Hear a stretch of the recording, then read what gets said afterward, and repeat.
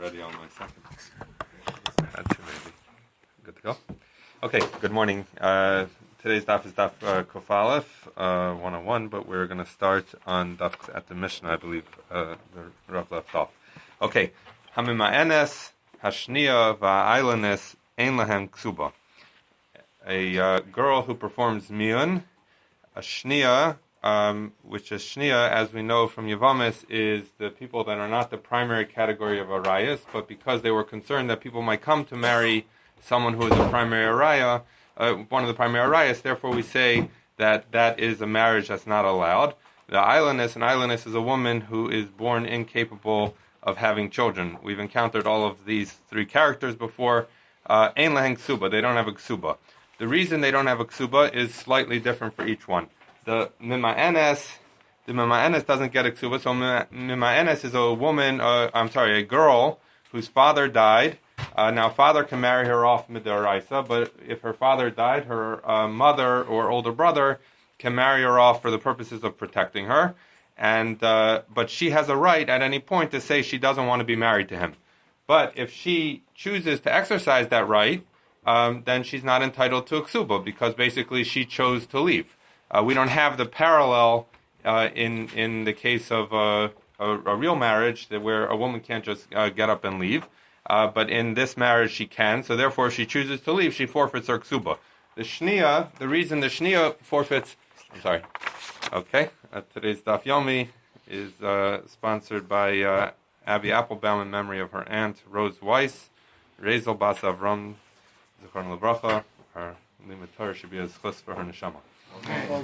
Okay, so a shniya is the shniya in this case, because she was not supposed to get married to this person, so the marriage was an isser, so therefore as a penalty she loses her ksuba. That's the reason she doesn't have a ksuba. The ailanus is a totally different rationale, and again it's one we've encountered before, which is that if the husband would have known that he was marrying a woman who's incapable of bearing a child, he wouldn't have married her, and therefore it's a mekachtos, and there's actually no kiddushin at all. The entire kiddushin is a mekachtos and is batal. But for each of them, for their separate reason, they don't have a ksuba. Below perus, this one is a little bit complicated because perus we typically think of as something that the husband enjoys, not the wife. So in fact, Rashi has two pshatim.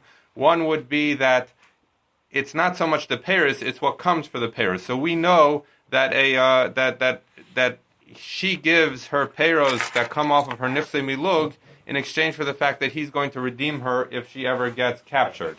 So what it's saying when it says below peros, it means that these three women are not entitled to be redeemed if they're captured. Rashi's second shot is that there is that she has no right, even though it turns out that the marriage is batal, or that she doesn't get a ksuba, she doesn't have a right to go after him and say, during the time we were married, you were eating the peros of my nichse milug, and you should pay me back now. So he doesn't have to. But again, what we're getting at here in the next couple of cases is that not only does she not have a ksuba, she doesn't have tanai ksuba. So one of the tanai ksuba is that the husband will redeem her if she's captured, if she's locked up, and so he does not have that obligation. And in fact, if she were to be captured, he would not need to go and redeem her. V'lo mazonos, he doesn't have to support her either, again, because that's a tanai ksuba, it's part of the ksuba, and since she doesn't have a ksuba, she doesn't have that mazonos. V'lo v'laos, we've encountered again before, are the leftover pieces of clothing. So it's saying that ordinarily a woman would get back these things, and this is talking about, we'll see, we're going to talk about whether this is talking about nichse milug or nichse tzom barzel, but it's basically saying she loses the right to get back those pieces of clothing, and we're going to get into. There's going to be variation between the three cases here as to how it relates to this statement. Okay, so that's the first part. It says these three women, they don't have a ksuba, they don't have tanai ksuba. Now the Mishnah qualifies this halacha as it relates to ailanus. At least it says im mitchila nasa l'shem ailanus. If from the very beginning, when he got married to her, he knew she was an ailanus and he chose to get married to her anyway, yesh la ksuba. Then she does have a ksuba, because we said before, the reason an ailanus is knocked out in this case is because it's a mekachtos. If the guy would have known that she was an ailanus, he wouldn't have married her. Therefore, the kiddushin is batal. But since in this case we're saying if he did know she was an ailanus and he married her, then it's a regular marriage. She's fully entitled to a ksuba. Now the Mishnah continues and says, Amana l'kohen gadol, if an amana marries a kohen gadol, grusha v'chalutza l'kohen hedyot, or a grusha or chalutza marries a regular kohen, and we know both of those marriages are usher. An almana can't marry, a kohen gadol can't marry an almana, a kohen can't marry grusha chalutza. Mamzeres and a nesina Yisrael, if a mamzeres or a nesina gets married to a Jew, or Bas Yisrael, the daughter of a Jew, a Jewish girl marries l'nesin or l'mamzer, gets married to a nesin or a mamzer, yesh lahem ksuba, they do have a ksuba. And Rashi reminds us of what we learned in Yavamas, the reason for the distinction. Why is it that the shnia is the case where it's a secondary arayas, where we say that in order not to come to be nichshol in regular avon arayas, you have the shnia. So why is it that in that case she forfeits her ksuba, but in all of these cases where an almana marries a kohen gadol or grush v'chalutza kohen hedyot, it's someone marrying a mamzer, which are also illegitimate marriages, why in that case do we say they have a ksuba? And the reason for it is because Chazal tried to figure out who is likely to have convinced who to enter into this wrongful marriage. So in the case of a shnia, there's no consequence to her of getting married to this guy. She's not pasal l'kahuna, her children aren't pasal l'kahuna, nothing happens to her. So therefore we assume that a woman wants to get married and she convinced the man to marry her. However, in the latter cases of the Mishnah, all of those cases, the woman herself becomes pasal l'kahuna and her children become pasal l'kahuna, so there's a consequence to her for the marriage. There's no consequence to the man per se. So therefore we assume in that case that the man is the one who convinced the woman to get married in this wrongful marriage. So in the first case where it was the woman, the shnia, we penalize her by taking away her ksuba. In the latter case where it was the man who convinced the woman to get into this marriage, so we don't take away her ksuba because he's the one who did something wrong more than her. Okay, that's our Mishnah. So now we're going to have a machlokas in understanding exactly what our Mishnah is saying. So we're going on the part where it talks about Mima Enes, and again, a Mima Enes is the girl who does Mion. So Rav learned in the Mishnah, Ketana Yotza Beget, if you have this same case where this girl was married off by her mother or brothers, but instead of her performing Mion, the husband decided he didn't want her anymore, so he gave her a get. So he gave a get to his Ketana wife, his underage wife. So Ein La Ksuba, in that case, that she has no ksuba in the case of get, the kosha kain mima enes, and for sure where she left. So in other words, ksuba is a protection for the woman. If she is a katana, we're saying the husband can send her away without a ksuba. If he can send her away without a ksuba when he just doesn't feel like being married to her anymore, surely if she walks out on him, he doesn't have to pay her a ksuba because she exercised that right. It's not his responsibility. So Rav's learning both in the case of a get by a katana and mion, she loses her ksuba. Shmuel Tani, but Shmuel learns, which is actually the language we have in our Mishnah, Mima Enes Ein La Ksuba. In the case where she performs Mion, she loses her ksuba because she chose to walk out on him and walk out on this marriage. Avo Yotza Beget, but if he divorces her, Yesh La Ksuba, she should have a ksuba, because basically Shmuel understands that this is a actual, real marriage, obviously midrabanan, because midoraisa only the father can marry her off, but Shmuel understands it to be a real marriage, and therefore, if she walks out on him with Mion, she loses it because why should he have to pay her ksuba? She chose to walk out. But if he chooses to walk out on her by giving her a get, in that case, he would need to pay the ksuba according to Shmuel. And we're going to say, Va'az the Shmuel l'taimei, Shmuel goes according to his reason. Damar Shmuel, because Shmuel says, Mima Enes, this is another brisa, and we're going to see as he explains it that Shmuel holds the same thing. Mima Enes ein la ksuba. If she does mion, there's no ksuba. Yotze beget. But if he divorces her, yesh la ksuba. That's the halacha we just said. Mima Enes. If she's a Mima Enes that she does mion, lo pasl min ha'achim. She doesn't become usher to his brothers. V'lo pasl min ha'kuhuna. She doesn't become pasl to kahuna. What is this talking about? In other words, we know that a man that someone cannot marry his brother's former wife. So let's say someone's brother was married to this underage girl, and she does mion. Mion goes retroactive. It's as if they were never married. So therefore, it's treated as if she was never married to this man. She could subsequently marry his brother. Similarly, since the mion just takes out the kiddushin from the beginning, she's not considered a divorced woman, and therefore she can marry a kohen. So again, mion is a retroactive thing. It's as if they were never married. Yotze beget, but according to Shmuel, that if he went out with a get, because this is a real marriage, albeit midrabanan, so therefore, just like a regular marriage, pasal min ha'achin, she can no longer marry his brothers, pasal min ha'kuna, she's pasal from kahuna.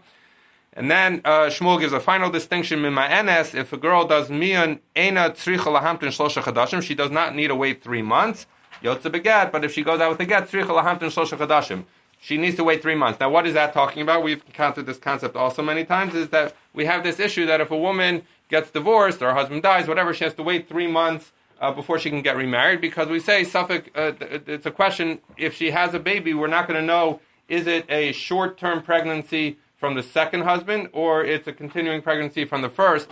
So since there's that doubt, we don't let her get married. But we've learned that Chazal were worried that if we let some marriages, let's say you have a marriage, this is a good example, a case of a ketana, is a marriage where we know a ketana can't become pregnant. So the question is, so what do you need this takana for? We're not worried that we're not going to know whose baby it is because she couldn't have had a baby. So why does she have to wait 3 months?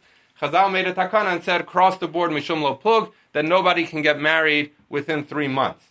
So what Shmuel is saying, though, is that takana mishum lo plug counts even for a katana, because she's married, albeit she can't have children, but big deal. But Shmuel is saying, but a girl who does miyan, since that's considered as if she was never married, and there's no real concern that she could be pregnant because she's a katana, so Shmuel is saying that takana doesn't apply to her. So what you see from all of these cases is that Shmuel considers the marriage of a katana to be like a regular marriage. Okay, so we have this distinction. Rav learns both miyan and katana that goes out with a get don't have a ksuba, and Shmuel says miyan no ksuba, but katana does have a ksuba because it's a real marriage, albeit midrabanan. So the Gemara asks, second line, my kamash malan, what are we learning from this from Shmuel? Tanina kulahu. We already learned all of these things in a Mishnah. Which Mishnah? It's actually going to be 2 Mishnayos. Hamima enes beish, if a woman does miyan with her husband, hu mutar bekrovoseha, he's allowed to marry her relatives. He mutar bekrovav, mutaris bekrovav, she's allowed to marry his relatives. Like pasal min hakuna, and she's not pasal min hakuna. So you see, because that's a case of miyan. Miyan is oker, the kedushin in the first place, so it's not considered a real marriage, and therefore they don't become usher in each other's relatives, and she doesn't become pasal l'kuhuna. Nasan la get, but if he gives her a get when she's a katana, hu asur b'krovaseha v'hi asur b'krovav, they're usher in each other's relatives, of pasal min hakuna, and she's pasal min hakuna. So therefore, we see from this Mishnah over there, we see both the case of relatives, and we also see the case of psul min hakuna. From our Mishnah, additionally, we see. So we see both of these in a Mishnah. So why is it? What is it that Shmuel was teaching us when it said when he taught us these halachas? We already know it from a Mishnah. So the Gemara answers. The reason what Shmuel added here was this halacha about that a girl who does miyan does not need to wait 3 months, but a girl who's divorced from her when she's a katana from her husband does need to wait 3 months. So it's saying that was the chiddush of Shmuel. You're right, the other stuff was learned from a Mishnah, but the chiddush of Shmuel is about the 3 months. And once Shmuel was teaching us that, he taught us also the other distinctions that we already knew from other Mishnayos. So that's the chiddush of Shmuel. So Gimel Chadashim Tzrichalei, the light Tanan. We needed it for the 3 months because that was not learned in a Mishnah.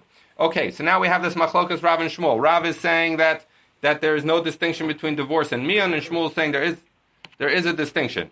So Lema Ketanai, maybe we could say that this machlokas between Rav and Shmuel is really like a machlokas Tanaim. Rabbi Elazar says, Ein Maisa Ketana Klum. If a Ketana does something, a marriage, it's meaningless. Ve'ein Baila Zakoi b'Metziasa, that the husband doesn't get to keep the fines, things that she finds, he doesn't get to take. V'lo Masa Yadeha, he doesn't get her earnings. V'lo B'hafaris Nedareha, he can't be made for her Nedarim, he can't reject her Nedarim. All of these are rights that a husband has. Ve'eno Yarsha, he doesn't inherit her. Ve'eno Metamala, in other words, we know a Kohen can't be Metame to regular people, but there's 7 Krovim he has to be Metame to. She, even though wife is one of the 7 Krovim, he cannot be Metame to her because this is not a real marriage. Klalo Shaldavar, the rule of this thing is Eno Ki Ishta L'chol Davar. She's not like his wife in any matter, except that if she wants to go walk and go do something else and marry someone else, she would need to do miyam. But basically, you see from Rabbi Elazar that a marriage of a minor is meaningless. Rabbi Shua says, "Maaseh katana klum." The maaseh of a katana is worth something. and therefore this marriage is a real marriage, albeit midrabanan. The husband is entitled to the things that she finds he can keep. He gets her earnings. He can be made for her nidarim. V'yarsha, he inherits her. And he has to be metame to her if she dies. Klal shadavar, the rule of the matter is harehi ki ishta l'chol davar. She's his wife in all matters. Ela sheyotze b'miyan. It's the only difference between her and a regular marriage is that she has this option to walk out as long as she's a katana through miyan. So therefore, we see this machlokas between Rabbi Elazar and Rabbi Yeshua. The Rabbi Elazar says ma'aseh katana is meaningless, and Rabbi Yeshua says it's meaningful. So lema Rav d'amuk Rabbi Elazar. We should say that Rav, who said that it doesn't make a difference whether it's miyan or get, ein la ksuba, she loses her ksuba, is like Rabbi Elazar, who says that ma'aseh katana is meaningless. Shmuel d'amuk Rabbi Yeshua, and Shmuel says like Rabbi Yeshua because he holds that it is a meaningful marriage, and that's why miyan, she loses her ksuba because she chose to walk out on the marriage. But divorce, she shouldn't lose it because it's a real marriage, a Rabbanan marriage. So the Gemara says, not so fast. Aliba the Rabbi Elazar kuli amalo pligi. You're right. Both Rav and Shmuel will tell you that according to Rabbi Elazar, who says ma'aseh katana eino klum, that ma'aseh katana is meaningless. You're right. They both agree. They both don't argue that both a katana who did miyun and one who was yaitze begat would get nothing. In other words, they both agree in Rabbi Elazar that according to his view of the world, she would not get a ksuba whether it is miyun or get. He pligi, but they do argue, I'll leave it to Rabbi Yeshua, according to Rabbi Yeshua. So what he's saying is that don't go so fast and say Rav equals Rabbi Elazar and Shmuel equals Rabbi Yeshua, because Rav will tell you, yes, I'm right according to Rabbi Elazar, but I can even be right according to Rabbi Yeshua. Why? Shmuel, Rabbi Yeshua. We know why Shmuel is like Rabbi Yeshua, because Rabbi Yeshua says it's a meaningful marriage, and Shmuel also says it's a meaningful marriage, and that's why she gets a ksuba when it's a divorce as opposed to a miyam. But Rav can say, Ad kan lo kam Rabbi Yeshua hasam elamidida lididei. That when Rabbi Yeshua said that it's not that it is considered a real marriage, that's only in terms of things that he gets from her. For example, her fines, her earnings, to be made for her nidarim, to be yarish her. Avol mididei lidida, but those aspects of an ordinary marriage that go from him to her, i.e., the payment of the ksuba, would not be included. So what he's saying is, Rav is saying, don't go so fast to say that we're like a machlokas tanaim, because Rav would say, according to Rabbi Elazar, it's very clear that I'm right because he says ma'aseh katana is meaningless, and therefore whether it is miyun or get, it doesn't make a difference, and she gets no ksuba. But he says even according to Rabbi Yeshua, I could tell you that when did Rabbi Yeshua say that it's like a real marriage midrabanan is having to do with all the privileges he gets out of marriage. But not the privileges she gets out of marriage, which would be ksuba. I can still tell you, even according to Rabbi Yeshua, she should not get ksuba. What would be the rationale of that? Rashi explains that we know what's the whole purpose of miyun. The purpose of miyun, why do we let the mother and the brother marry off the girl? Because we're worried she's going to be an orphan, she's not protected, and unscrupulous men will come and seduce her or otherwise, be ma'anis her, etc. So therefore, by marrying this man, we see that we're protecting the young girl. So therefore, the Rav could tell you that when did Rabbi Yeshua say that he gets all those privileges is because he did a favor, so to speak, for society, and the Rabbanim were rewarding him for marrying this young girl and protecting her. But that doesn't make it a real marriage in the sense that she would be entitled to a ksuba, because he's basically protecting her. Because of that, he gets the privileges and not her. So in short, the answer is that you cannot establish that Rav and Shmuel's machlokas correlates to Rabbi Elazar and Rabbi Yeshua, because Rav would tell you, I work according to both versions. Okay, moving on in the Gemara at the two dots, v'lo v'laos. So again, this dealt with the issue of the woman, is she entitled to the worn out clothing? And what the Mishnah was saying is that she's not. She doesn't get the worn out clothing back.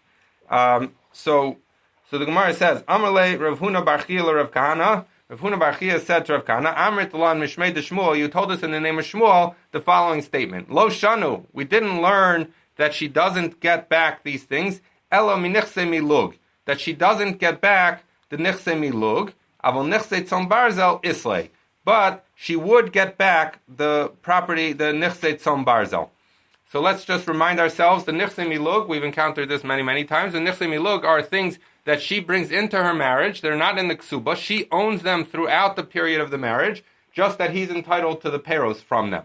The nichse tzom barzel is something where at the beginning of the marriage, he commits, I'm going to return it to you. But if it goes up in value, he gets the benefit of it. If it goes down in value, he has to pay the loss. So basically, he's guaranteeing her a set amount in the ksuba. So we're bringing a statement here that says that when we learn that these three women, a Mima'anis, a Shni, and an Ailanis, forfeit their ksuba and they forfeit the right to get back these clothes, the leftover clothes, they're saying that they forfeit the nichse milug, but they are entitled to the tzom barzel.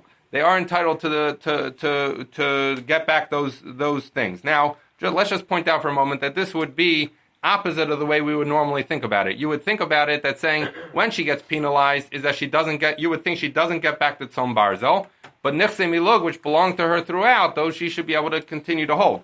So this is perhaps different than we would intuitively think. When it says they forfeit something, I would think that they forfeit the tzom barzel, but the nichse milug belonged to her throughout. So we're going to try and figure out what does this statement mean.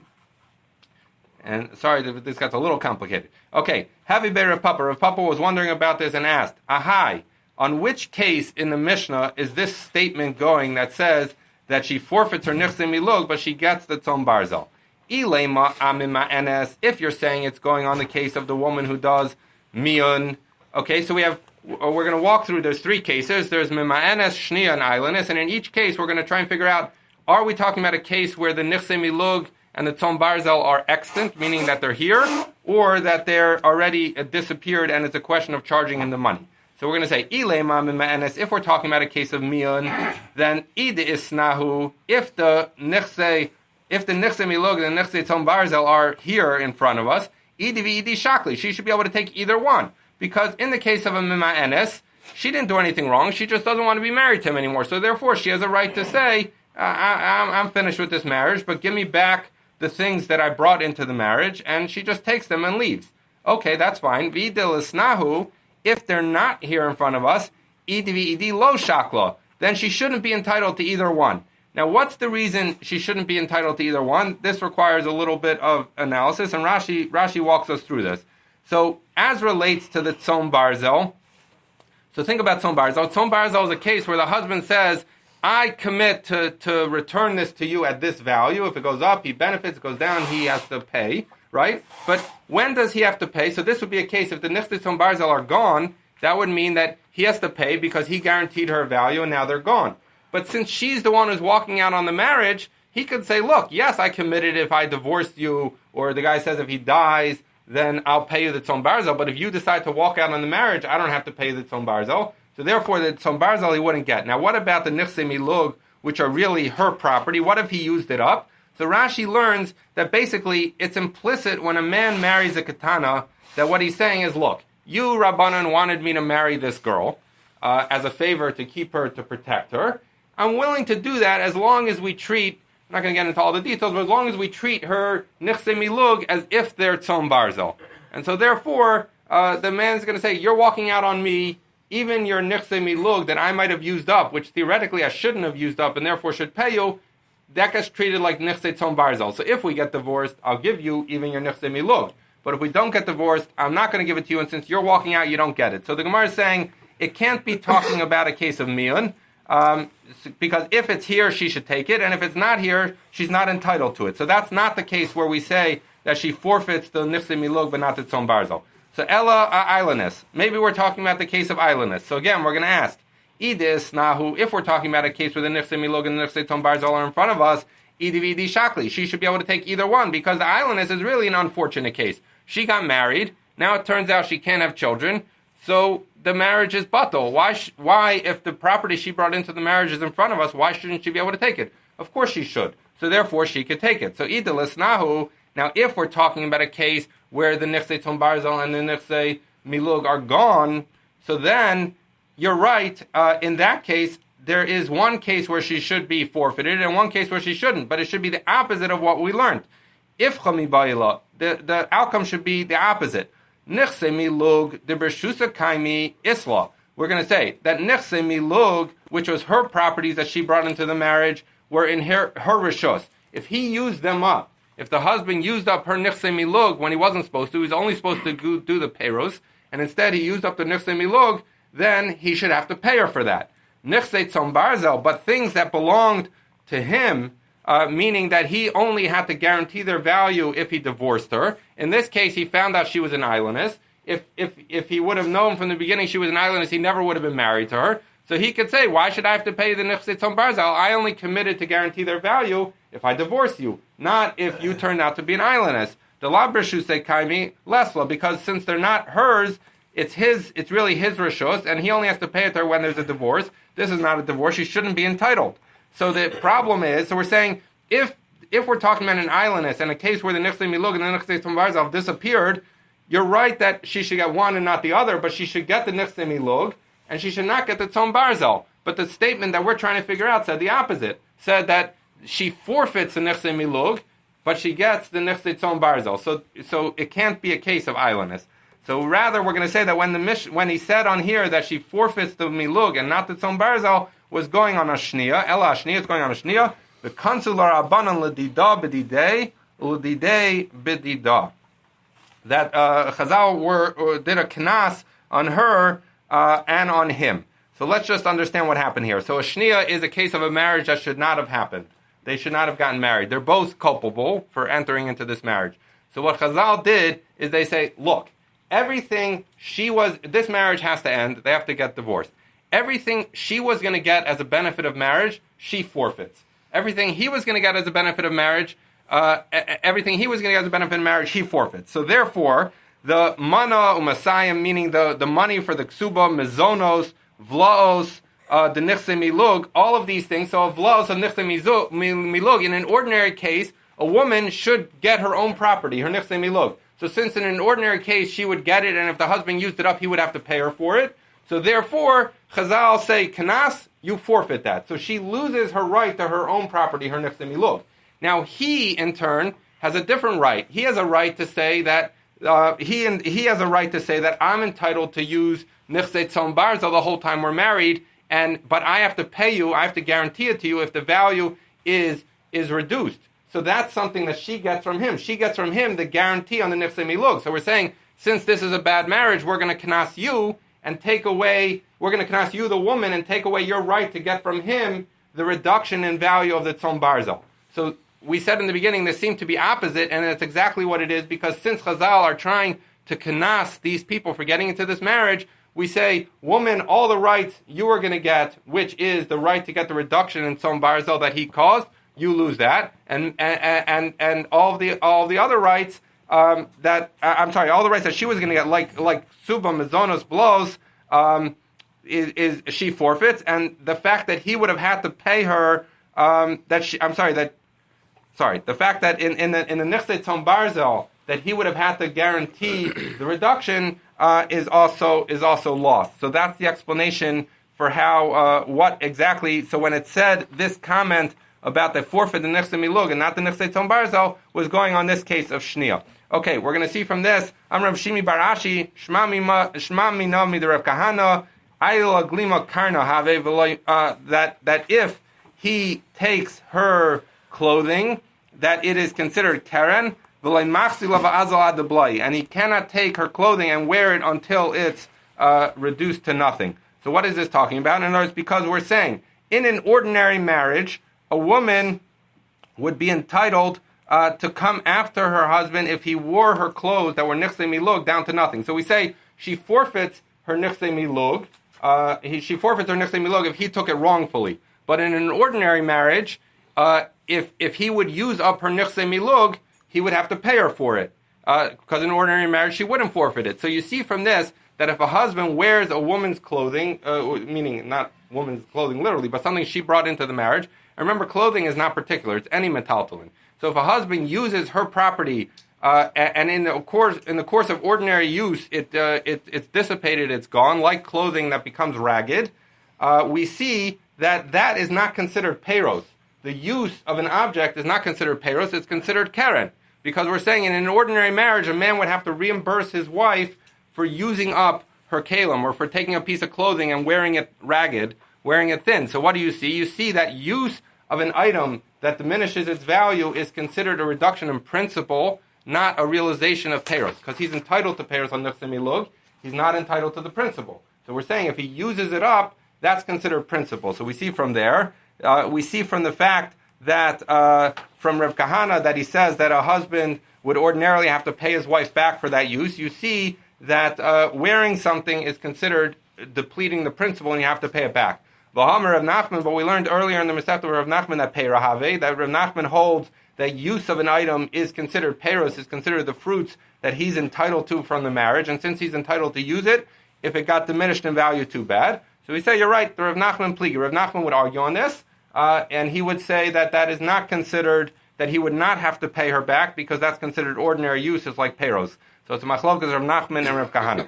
Okay, fine.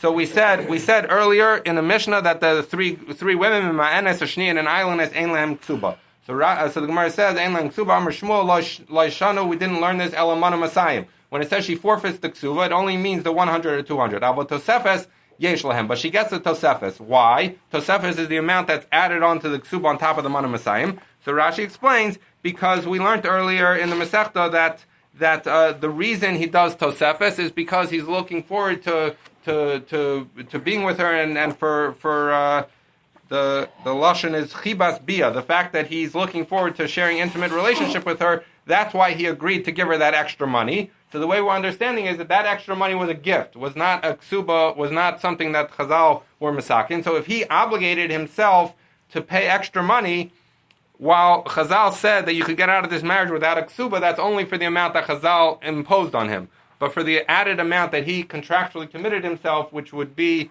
the Tosefes, that he still needs to pay her, even if Chazal were forfeited her ksuba.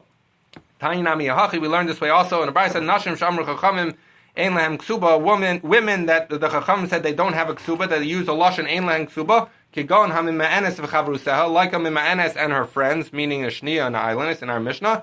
Ein Lehem Mana Masayin, they don't have Mana Masayin of a Tosefes Yesh Lehem, but they do have Tosefes. So we see a Brayso just like the halacha we just said. The Brayso continues, Nashim Shamru Chachamim Yotzei Shelo B'Ksuba. But women that the Chachamim use the language, not that Ein Lehem Ksuba, that they don't have a Ksuba, but Yotzei Shelo B'Ksuba, which seems more significant in saying they go out without any form of Ksuba whatsoever. Kigon Overes Al Das, a woman who is over on the Das of Chachamim. We learned a little while ago, there's a woman who doesn't cover her hair. The Chavruseha and her friends, which was a reference, Rashi says that a woman who has Nadarim, or she had Mumin, she has blemishes, or someone who curses her children in front, curses in front of him, curses his parents. Those kind of women, Ein Lehem Tosefes, they don't have Tosefes, the Kol Shekain Manu Masayim, and they for sure don't have Manu Masayim. So our case in the Mishnah, when it says Ein Lehem Ksuba, says they don't have the 100 or 200, but they do get Tosefes. But those women who are really bad women, they forfeit not only the Manu Masayim, but they also forfeit the Tosefes. Now, new thing, Vayotes Mishum Shemra, that if a woman goes out of a marriage, Mishum Shemra, is basically because it came out on her that she was Mizana, that she had illicit relationships. No, tell us Mashal Lefaneha V'Yotza. She takes what's in front of her and goes, and we understand that to mean that she can take her Nichse Milug, the property that's hers, she can walk out with that. But the Nichse Tzom Barzel, for example, the amount that the husband committed to pay her at the end, the set value, that she doesn't get because she's basically getting kicked out of the marriage. So she loses her ksuba, she loses her nichse tzon barzel, but her nichse milug, the property she brought into the marriage and is supposed to walk out of the marriage with, those she can walk away with. Misayele de Rav Huna, this statement that we said that she takes what's in front of her supports the statement of Rav Huna. Rav Huna says, Zinsa, if a woman is mizana, lo hefsida blaoseh kayamin, that her leftover clothes or things that are kayam, those things are not forfeited. We're now on Amud Beis. So basically, it's saying if a woman is mizana, she doesn't forfeit her the things that she can take and walk away from the marriage right in front of her. Tana kamed Rav Nachman. Someone was learning a brayso in front of Rav Nachman. Zinsa hefsida blaoseh kayamin. That if she was a mizana, she does lose those worn out clothing. So Amar Le, Rav Nachman said, Imhi zinsa, if she was mizana, keleha mizanai, were her clothes or her property, did they perform znus? So he says, no, Tani, you should learn lo hifsida blaoseh kayam, that she does not lose it. So Amar Rabba Bar Chana, Rabbi Yochanan Rabba Bar Chana says, you're right. Zu divrei Rabbi Menachem sitimasa, that this that said that she loses it was Rabbi Menachem. But the Chachamim say, Zin salai hefsida b'lo se'ah kayamin, that if she is mizana, she doesn't forfeit her right to the worn out clothing to the nichse milug that she could walk out of the marriage with, even though she was mizana. So she can't collect from him the things that ordinarily a man would have to pay his wife upon divorce because she was mizana, but what's there and what belongs to her, she can take and walk out of the marriage. Okay, so now we said in the beginning, in the Mishnah, we said that if a man married an islandess knowing that she was an islandess, then she does get a ksuba, because the whole reason that she wouldn't get a ksuba is because he says, had I known, I wouldn't have married you. But if he knew and he married her, then she has a ksuba. Rav Huna said, islandess isha ve'eni isha. An islandess sometimes is a wife and sometimes is not a wife. Amana isha gemura. But an amana is always a wife. What does this mean? Islandess, a woman who can't bear children. Isha ve'eni isha, she's a wife and not a wife. Sometimes a wife, sometimes not. When? Hikirba, if he knew that she was an islandess, yesh la ksuba, that she has a ksuba.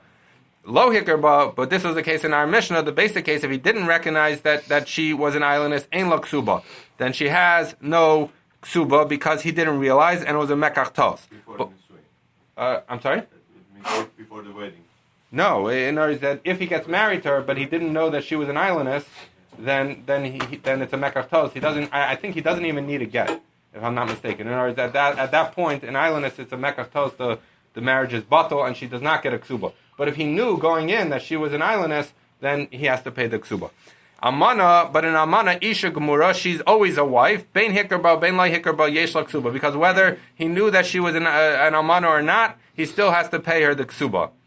So that is the halacha of Rav Huna. Rav Yehuda says, Achazu v'achazu, Isha ve'na Isha. It doesn't make a difference that in each case, it totally depends on whether they knew. Hikirba, if he recognized in her, whether it's he recognized that she was an islandess or he recognized that she was an Amana, Yesh La Ksuba. If he married her, despite that, they have a Ksuba. Lai Hikirba, if he didn't recognize it, Ein La Ksuba. There is no Ksuba. So the basic difference between Rabbi Yehuda and Rav Huna is, does a Kohen Gadol who married an Almana always pay Ksuba, or does he only pay the Ksuba if he knew and accepted her as an Almana, but if he didn't know, we would say he doesn't pay the Ksuba. So the Machlokas Rav Huna and Rav Yehuda. So Meisvei, we're going to ask a kasha on Rav Huna. Kansa bechezka shehikein, if he married her in the chazaka that she was in Almana, v'nimtze shehikein, and it turns out that she in fact was an Almana, yesh la ksuba, she does have a ksuba. So we see that if he knew for certain that she was an Almana, and he married her anyway, yesh la ksuba. So the implication of that is hastama, but if he just married her, not knowing whether or not she was an Almana, he could assume that she was not, and therefore if it turns out she is one, ein la ksuba. So the implication would be that if he didn't know that she was an Almana, she does have a ksuba. So this would be opposite of Rav Huna's opinion, because Rav Huna said regardless, she loses the ksuba. So the Gemara says, lo, tema, you should say it, hastama ein la ksuba. In the case of stam, where he didn't know whether she was or wasn't an Almana, she has no ksuba. Ela ema, how should you learn it? Kansa becheskas she'eno kain. If he took her into the marriage, assuming that she was not an Almana, meaning that he thought he was allowed to marry her, v'nimtze shehikein, and it turns out that she is an Almana, meaning he's not supposed to have married her, the Kohen Gadol, ein la ksuba. In that case, there would be no ksuba. Aval stama, ein la ksuba, she had no ksuba. So he's answering the case and saying, no. When is it saying that ein la ksuba is only if she misled him? He said, are you an Almana? She said, no. He got married. And then she says, oh, wait, I am an Almana. In that case, ein la ksuba. But in a case where he knew beforehand, or just a stam case where he didn't know anything, that we would say that he has a ksuba. So the Gemara says, Avol stama mai. So what are you saying? That if it would be a stam case where he just didn't know, isla, you're going to say she does have a ksuba. If you're right, though, that a stam case means that he has a ksuba, adatani bechezka shehi kain v'nimtza shehi kain, we just learned the Brisa said, if he married her with a chazaka that she was an Almana, and it turns out she is an Almana, yesh la ksuba, she has a ksuba. If you're right that stam also has a ksuba, lishmi inan stama, tell us the case of stam, the kol shekain ha. And if you tell me that in a case where he doesn't know whether she is or isn't an Almana, he has to give her a ksuba, then for sure, when he knows she's an Almana, he has to give her a ksuba. So if you would have told me the middle case of stam, I'd have known the case of where he knew already. So that's a question on Rav Huna. It's saying if you're right that Stam works that way, why would the Brisa only address the case where he knew? Let it address the case of Stam, and I'll know from that also the case where he knew. Lishmina Stam of Koshikin Hav. Oh, then a second kasha on Rav Huna. Tani, we learned in a Brisa explicitly, Kansa biyadua, if he took her into marriage knowing that she was an almana, the nimtses biyadua, and it turned out the way people knew that she was an almana, yesh la ksuba. She has a ksuba. Kansa stam, but if he took her in stam, not knowing whether or not she was almana, and it turns out that she's an almana, ain la ksuba. She has no ksuba. So we see explicitly, the first one was an implication, and the second one explicitly, we see a Brisa saying, like Rabbi Yehuda, which is it depends whether or not he knew. If there's no such thing that the Kohen Gadol always has to pay ksuba unless she totally misled him. So we therefore have said tiyufta the Rav Huna. That this is a tiyufta on Rav Huna, and Allah is like Rabbi Yehuda, that it depends on whether he knew, whether it's an islandess or Kohen Gadol. Whether it's an islandess or an almana, that it depends on whether he knew. Now the Gemara is going to go on and say Rav Huna wasn't crazy. Where did Rav Huna get this idea from that there's no distinction by Kohen Gadol? Rav Huna masnisen itasehu. That Rav Huna got confused by our Mishnah. Who savar, he thought, me to come maflig by islandess, but like come maflig by almana, because in our Mishnah, if you take a look back at the Mishnah, it says, if a man marries an islandess knowing that she was an islandess, then yesh la ksuba. Then proceeds to say, all those cases, almana l'kohen gadol, grusha v'chalutza l'kohen hedyet, all those cases, it doesn't distinguish by those cases. So Rav Huna looked at that and said, from the fact that the Mishnah distinguishes by islandess, I see that there's a distinction by islandess. But all those other cases, there would be no distinction. So the Gemara says that who that since our Mishnah made the distinction by islandess and didn't make it by almana, that implied that there's no distinction by an almana, and whether or not he knew, he still has to give her the ksuba. Below it's not true. Kikatani la almana, I plucked the islandess kite. When we learned almana, it was going on the distinction we made between an islandess that said whether it depends whether he knew or not. The same distinction applies to almana l'kohen gadol, grusha v'chalutza l'kohen hedyet. All those, if he knew that she was that status, then he has to give her ksuba. But if he didn't know, meaning stam, if he assumed that she was not an almana, or he assumed that she was not a grusha or chalutza, and it turned out she is, then in that case he would still need to. In that case, if he knew, if he knew, he would need to pay the ksuba. But in other cases, he would not need to pay the ksuba. Okay. Hanosias isha. This is very interesting Mishnah. Hanosias isha. A man marries a woman. A man marries a woman. Upaska imo. He makes a deal with her. Kadeshi yazon as bita chamesh shanim. That he makes a deal with the woman and says, I'm going to marry you. Al tanai that you undertake to support my daughter for 5 years. You're going to give her food and drink. And he says, fine. So the Mishnah says, chayv lazana chamesh shanim. That he needs to support her. He needs to support the daughter for 5 years. Nises la'acher, let's say the wife married this guy, made the deal for 5 years to have to support my daughter. Then he went and married, she got divorced, and she married another guy. And upaska imo, she made a deal with him and said, Kadesha yazon is bita chamesh shanim. And she says, I'll marry you, husband number 2, as long as you support my daughter for 5 years. He says, fine. So chayav lazana chamesh shanim, that he also has to support her for 5 years. Now it's saying, lo yomar harishon, the first guy can't say, l'kashetavo etzli azona, that I was saying as long as she's married to me, I'll support the daughter. But once she's gone, I don't have to support her. The Gemara says, no, that he has to bring the mizonos for the daughter to the place where the mother is. So basically, you now have both husbands, her first and second husband, are supporting the daughter. Why? Because this was a contractual obligation he undertook on the side of marriage, and the contract was not contingent on whether they stayed married. So maybe these two guys will get smart and they say, look, the point was the daughter should be supported. We'll come together and say, between the two of us, we'll take care of it. Don't worry about it. The Mishnah says, nope. One gives her actual food, and one has to pay her the money that he would have had to pay for food, basically because these were separate contractual obligations. They both exist. Nises. Now let's say this girl who was getting supported by 2 of her mother's husbands gets married now. So now Habal nosim la mizonos, her husband gives her mizonos. The hein nosim la demei mizonos. Both of those husbands of her mother need to pay her mizonos on a monthly basis. Mesu, let's say these 2 guys who were paying her die. Binosehen, their daughters, meaning the people who died, their daughters in mizonos min chasim b'nei chorin. They can only collect their mizonos that they're entitled to from their father's estate from free properties. Vihi, but this girl, because this was a separate obligation, she can even collect, so she's better off than those people's daughters themselves because she's a creditor. Like she's like a balas chov. Now the Mishnah finishes and says, these guys seem like they're a little messed over. So they say, Ha'pikchim, smart people, Hayakosin, when they would agree to such a deal like this, they would write, Amanasha azan es bitcha chameshanim, that I'll get married to you, Almanas, that you're going to support my daughter for 5 years. Kolzman sha'at imi, as long as you're married to me. But if you're no longer married to me, I'm not going to support your daughter. So that's what smart people would do.